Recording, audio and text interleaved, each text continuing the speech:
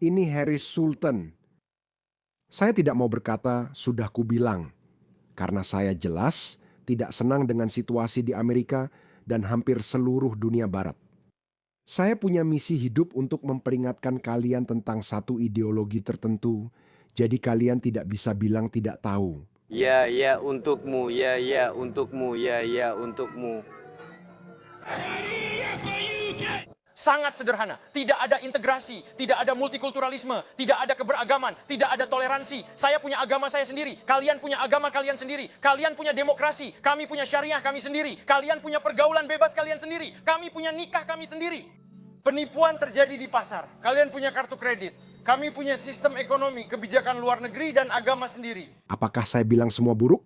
Tidak. Tapi yang baik tidak relevan.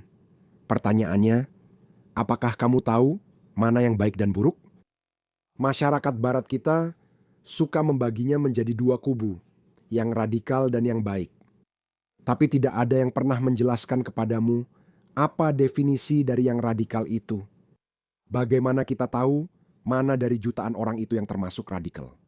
Saat salah satu orang radikal ini tiba-tiba marah dan melakukan aksi seperti di Texas hari ini.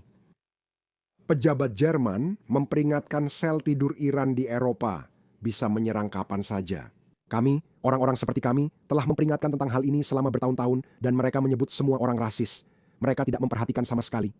Jika terjadi serangan teroris di Eropa, Australia, atau Amerika, para politisi bertanggung jawab. Dan tebak apa?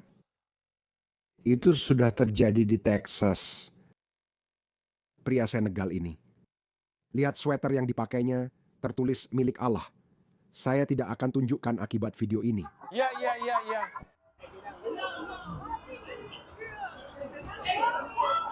Lihat ini.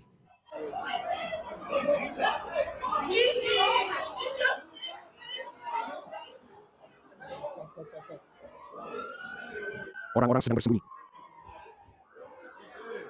Karena pria ini membawa Al-Quran di mobilnya,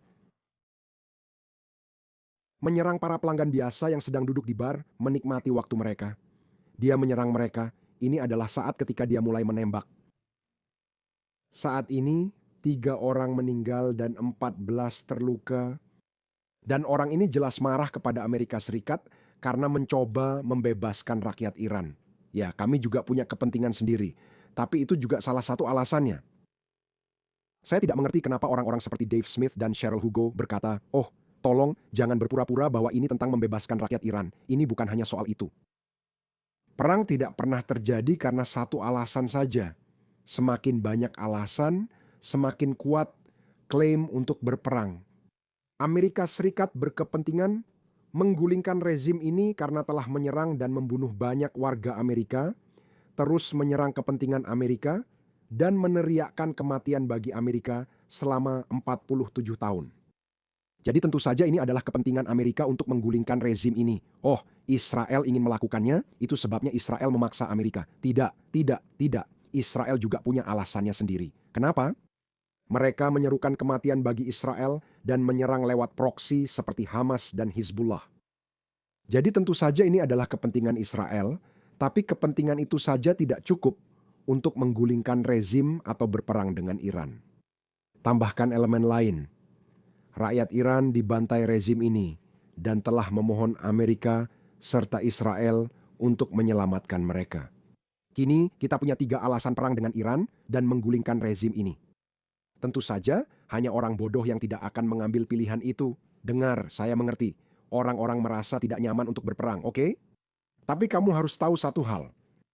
Saya tahu 3 tentara Amerika tewas. Semoga tidak ada lagi korban dari prajurit atau warga sipil kita. Sayangnya, demi kebaikan lebih besar, itu harus terjadi. Kamu akan menyelamatkan banyak nyawa Amerika dan melindungi kepentingan Amerika yang bisa diserang rezim ini jika dibiarkan berkuasa. Jadi perang ini adil.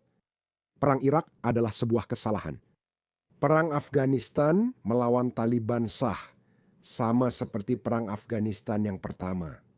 Perang Irak, ya, saya pikir kita seharusnya tidak terlibat. Saddam Hussein juga anti-Amerika, tapi alasan itu saja tidak cukup. Kali ini berbeda karena ada penderitaan manusia.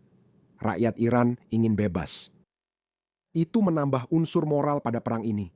Karena itu, jangan dengarkan orang seperti Dave Smith atau Cenk Uyghur yang suka menentang arus. Mereka bilang, jangan pura-pura ini soal membebaskan rakyat Iran.